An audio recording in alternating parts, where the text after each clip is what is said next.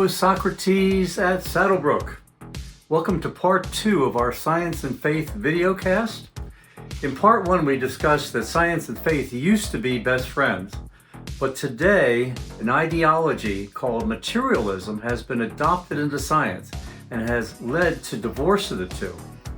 So today in part 2, I'm going to discuss the impact this divorce has had. Join me now as we go visit the top levels of academia and how the ideology of materialism has been deployed in science. Now in science it's usually called naturalism, how naturalism has been deployed and impacts the culture. To introduce this session, I'm going to ask astronomer Carl Sagan to tell us what naturalism is and have Peggy Lee question his philosophy with her song, Is That All There Is? It's all it is, or ever was, or ever will be. The cosmos is all it is, or ever was, or ever will be. The cosmos is all it is, or ever was, or ever will be. The cosmos is all it is, or ever was, or ever will be.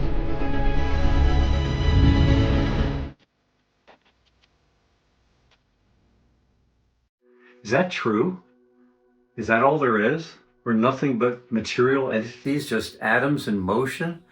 That's what naturalism says. There's no spiritual dimension, no independent, transcendent dimension to our lives. Apparently so. As Nobel Prize winner and co-discoverer of the structure of DNA told us in part 1, you, meaning you and me, are nothing but a vast assembly of nerve cells and their associated molecules. Nothing but. And world-famous evolutionary biologist Richard Lewontin told us that naturalism is absolute. It cannot really allow a divine foot in the door. Now that means that everything really important to me is an illusion. It's just physics and chemistry. The love I have for my wife, my children, my values, my morals, my emotions, beauty, goodness, meaning and purpose in life, my spiritual life, my faith in God. These are just some robotic processes generated by atoms in motion. You're telling me that my perceptions are nothing real, they're just an illusion? That's not very satisfying, but that's how science has been defined today. And if naturalism is the final word on science, there's nothing more to be said. Science is no longer founded on the best all-inclusive evidence. It's just consideration of the material evidence. Then it's a matter of forcing acceptance of that arbitrary definition on science on the society. Any evidence attributed to God is not allowed for consideration, can't even be put on the table. Now, just because we can't see the immaterial doesn't mean the immaterial doesn't exist. We can't see electrons. That doesn't mean they don't exist. There's plenty of circumstantial evidence for God, just as there is for electrons. And since neither theism nor naturalism can be proven, both should be fair game for evaluation by evidence. Why should naturalism be accepted as gospel truth when it's just a presupposition, not a scientific fact? Worse yet, naturalism is not open to criticism in science. That means no disconfirming evidence can be offered. Naturalism makes no attempt to reconcile science and faith. In fact, many times it promotes hostile rejection of faith propositions, as we'll see today. That is really sad. I mean, science was born out of a faith-based Judeo-Christian worldview. Once they were close friends, now they're foes. So today we look at this ideological struggle and how it plays out in the top levels of the academy, in the classroom, in the public square, and how it's finally propagated by the popular media. Let's start at the top. The nation's top scientific organization is the National Academy of Sciences. It is officially committed to naturalism. I'm quoting from their official documents.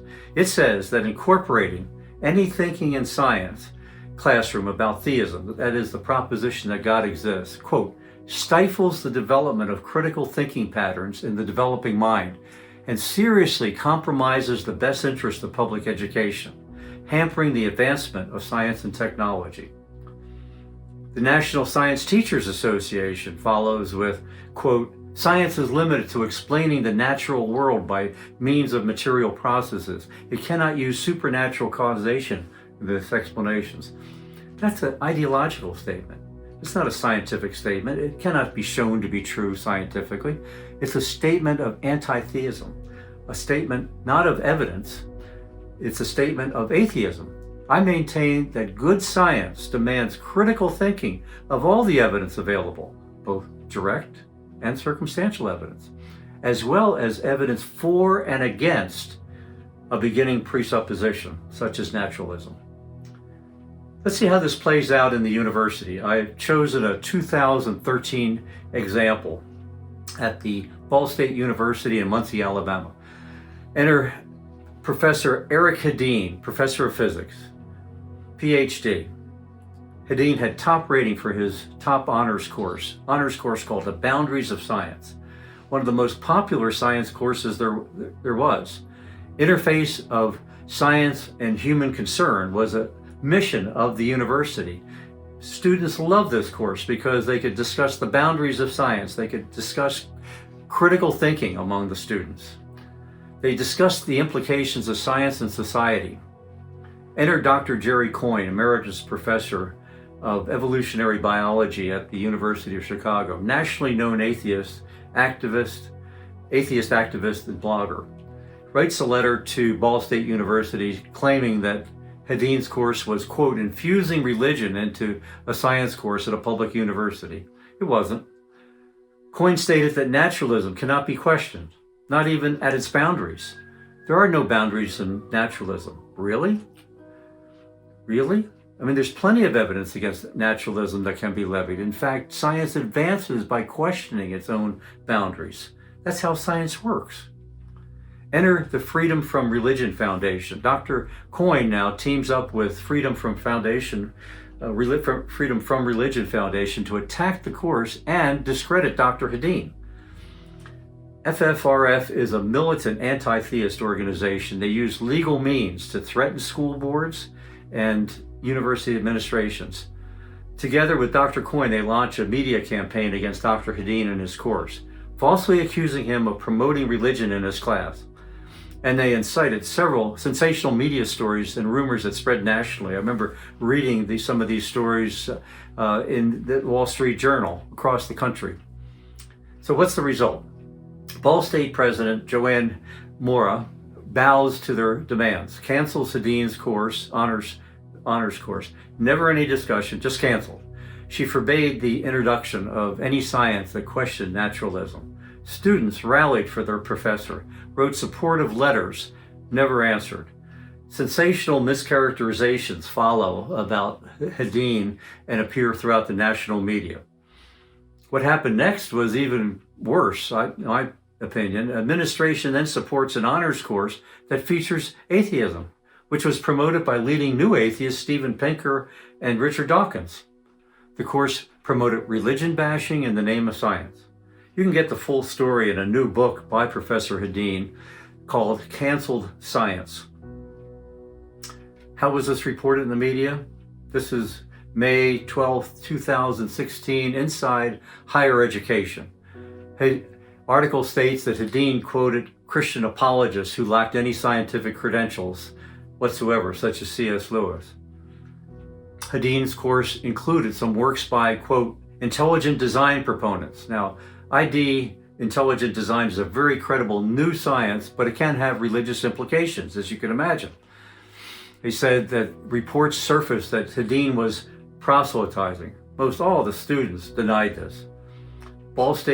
It said that Ball State was in violation of its obligation to separate church and state. Now, this is sheer bluster. The First Amendment and the Supreme Court have long ruled that as long as multiple viewpoints are presented, which they were, Hedin was perfectly within his right to teach on these matters. Inside Higher Education goes on to report that intelligent design is a religious belief, not a scientific theory. Absolutely not true. ID is highly evidenced, supported science. We'll be discussing this throughout the series. But by even mentioning ID, it, quote, violated the academic integrity of the course. ID opponents hate the fact that ID challenges naturalism. Then it was reported that Hadim admitted that he was a Christian. ID opponents almost always attack the person and their motives, not their arguments. Now, in case you think this is an isolated incident, I commend you again to Ben Stein's 2008 documentary that exposes several of these cases in a very excellent way. Search for Expelled, No Intelligence Allowed on DVD and on the internet. And don't be surprised by the 1-star rating and all the negative commentary. Professors who question naturalism are persecuted, bullied, and have their careers placed in jeopardy or ruins by naturalistic organizations and professors. Now let's look at how naturalism is promoted throughout the popular media, too. You recall last time we talked about Carl Sagan's wonderful program Cosmos, but it had a philosophical bias to it. Nature is all there is. The cosmos, as he called it, not all there is, all there ever was, all there ever will be. Well, in 2020, there was a remake of this on, I believe it was National Geographic Channel originally, wildly successful 13-part series, 97% likes, hosted by astrophysicist Neil deGrasse Tyson. Its mission, very noble, quote, to connect us with that deep yearning virtually everybody has to feel connected to the universe. And it asks great questions, like one that Socrates SaddleBrooke would be proud of. Who will we become in the future? However, it ignores any answers that involve God. In fact, traditional religion is painted as an enemy to science.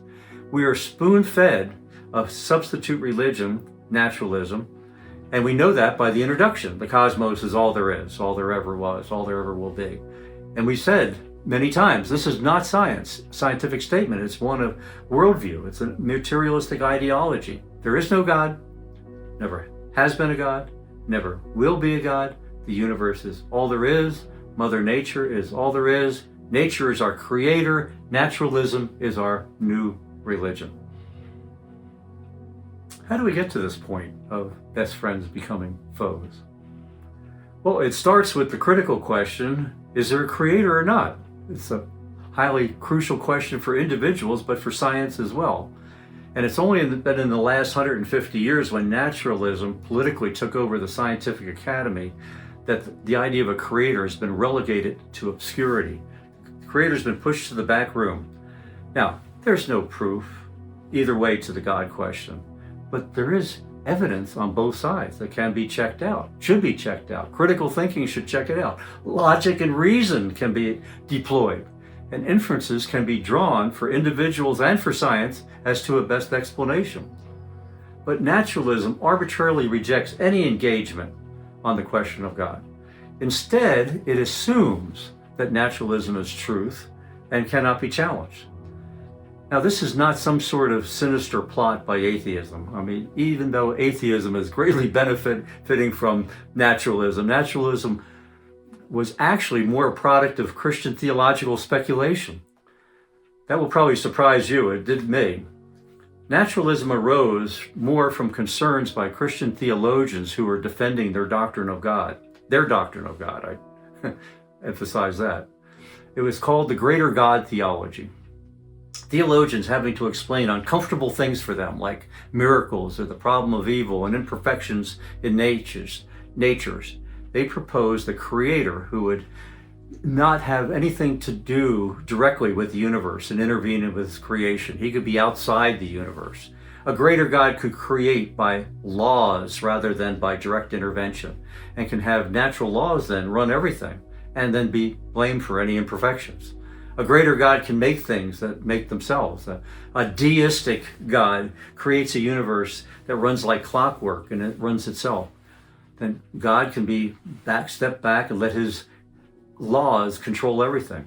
He can be totally transcendent. A greater God doesn't need to be directly involved.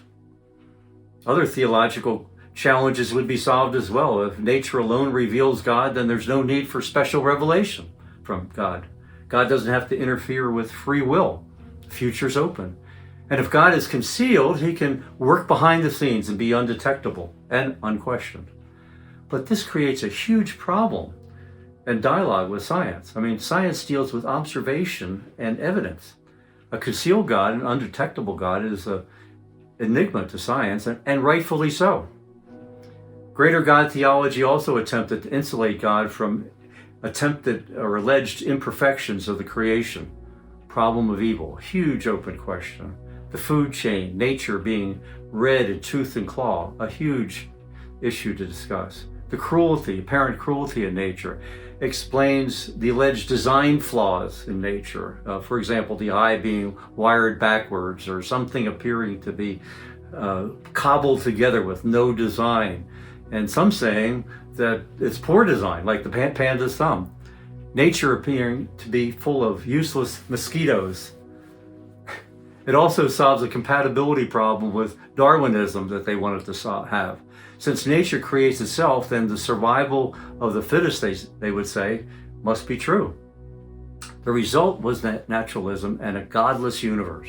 Naturalism, then, is both the result of greater God theology as well as atheism, with the result being that naturalism has become the foundational worldview for science.